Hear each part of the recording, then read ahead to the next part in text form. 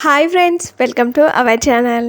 ఇవాల్టి simple and tasty recipe వచ్చేసి egg పులుసు రుచిగా రావాలి, అలాగే ఎగ్స్ తింటుంటే కమ్మగా ఉండాలంటే ఇలా ఒక్కసారి ట్రై చేయండి. చాలా టేస్టీగా ఉంటుందండి. ఇక లేట్ చేయకుండా ఈ కమ్మని ఎగ్ పులుసుని ఎలా రెడీ చేసుకోవాలి, దాని ప్రాసెస్ ఏంటని చూసేద్దాము. ముందుగా స్టవ్ పైన ఒక బాండి పెట్టుకొని అందులో కర్రీకి సరిపడా నూనె పోయాలి. నూనె వేడిన తర్వాత ఇందులో 1/2 టీ స్పూన్ కంటే కొన్ని తక్కువగా మెంతులు వేసుకోవాలి. మెంతులు కొంచెం వేగిన తర్వాత ఇందులోనే 1/2 టీ స్పూన్ వరకు ఆవాలు, 1/2 టీ స్పూన్ వరకే జీలకర్ర వేసుకోవాలి. అవి చిటపట్లాడేటప్పుడు ఒక్క ఎండుమిర్చిని కట్ చేసి వేసుకోవాలి. ఎండుమిర్చి కూడా కొద్దిసేపు ఫ్రై అయిన తర్వాత ఇందులో సన్నగా తరిగిన ఉల్లిపాయ ముక్కలు వేసుకోవాలి. ఎగ్ పులుసులోకి ఉల్లిపాయలని కొన్ని ఎక్కువగానే తీసుకున్నాను. ఉల్లిపాయలు పచ్చివాసన పోయేంత వరకు ఒకసారి బాగా కలుపుకోవాలి. ఉల్లిపాయలు ఎక్కువగానే వేసాం కాబట్టి ఇవి కొంచెం ఫ్రై అవ్వడానికి టైం పడుతుంది. ఒకసారి బాగా కలుపుకొని బాండిపై మూత పెట్టి మధ్య మధ్యలో కలుపుతూ ఇవి కొంచెం కలర్ మారేంత వరకు ఫ్రై చేసుకోవాలి. ఉల్లిపాయలు ఒక పక్కన వేయించుకుంటూనే ఇంకొక పక్కన ఎగ్ పులుసు కమ్మగా ఉండడానికి ఈ ఒక్క మసాలా చాలండి. ముందుగా వేరొక పొయ్యిని వెలిగించుకొని ఒక బాండి పెట్టుకొని అందులో ఒక 3 యాలకులు, కొంచెం చెక్క వేసుకోవాలి. 1/2 ఇంచ్ అయితే సరిపోతుంది. ఒక 3-4 లవంగాలు, 1 స్పూన్ వరకు ధనియాలు, 1/2 టీ స్పూన్ వరకు జీలకర్ర వేసుకోవాలి. ఇవి కొంచెం ఫ్రై అయిన తర్వాత ఇందులోనే ఒక 7-8 మిరియాలను కూడా వేసుకోవాలి. ఇవి కొంచెం వేడిన తర్వాత ఇందులోనే కొన్ని మెంతులను కూడా వేసుకోవాలి. ఒక 2 ఎండుమిర్చిని కట్ చేసి వేసుకోవాలి. ఈ ఎండుమిర్చి కూడా పచ్చివాసన పోయేంత వరకు కొద్దిసేపు వేయించుకోవాలి.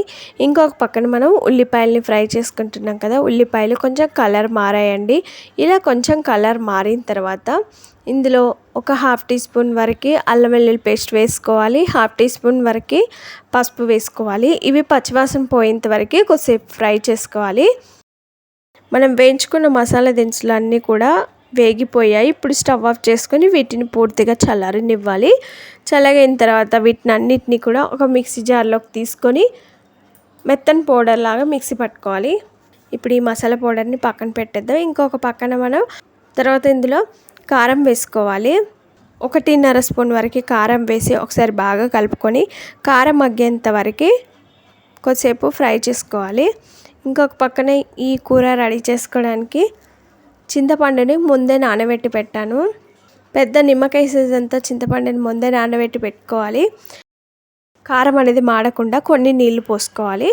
కొన్నే పోయండి, ఎక్కువ పోయకూడదు. ఇందులో చింతపండు గుజ్జును కూడా పోసుకుంటాము. నీళ్లు పోసిన తర్వాత ఒకసారి బాగా కలుపుకొని ఇందులో ముందుగా తీసి పెట్టుకున్న చింతపండు రసాన్ని కూడా పిప్పి లేకుండా వేసుకోవాలి.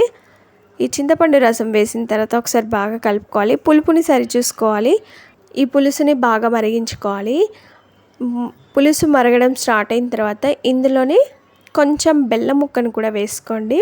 పులుపు కారం అన్నీ కూడా బ్యాలెన్స్ అయిపోతాయి బెల్లం వేయడం ద్వారా. ఇవి వేసిన తర్వాత బండిపై మూతని మామూలుగా పెట్టుకొని పులుసుని బాగా మరిగించుకోవాలి. ఈ లోపల మనం ఈ ఎగ్ పులుసులోకి ఎగ్స్ని ముందే ఉడికించుకొని పెట్టుకున్నాను. ఒక 1/2 డజన్ వరకు ఎగ్స్ తీసుకున్నాను. ఇలా ఉడికించుకున్న ఎగ్స్ని చూపించినట్లు ఈ విధంగా ఘాట్లు పెట్టుకోవాలి. నేను ఆల్రెడీ ముందే ఉడికించుకొని పొట్టు తీసి పెట్టుకున్నాను. ఒక్కొక్క దాన్ని ఇలా ఘాట్లు పెట్టుకుంటున్నాను. చూడండి, ఇలా చూపించినట్లు ఇలా ఒకే సైడ్ ఘాట్లు పెట్టుకోండి.